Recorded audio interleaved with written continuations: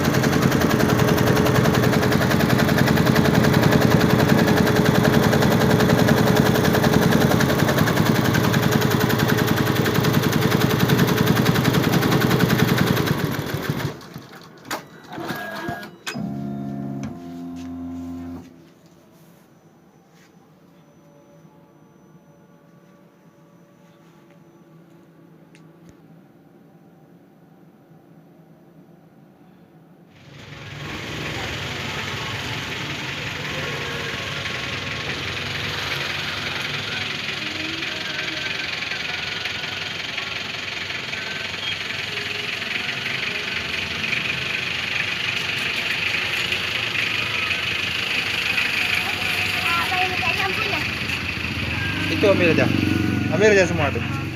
Udah kita ambil ya. Ambil aja satu plastik itu. Hah? Ambil semua aja. Kasih kawan-kawan ya.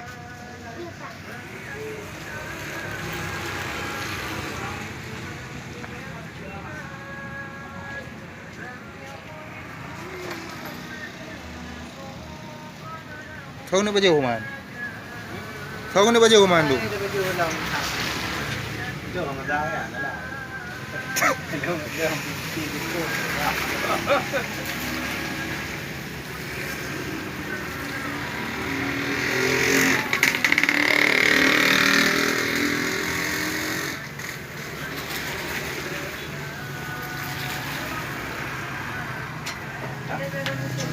Hah?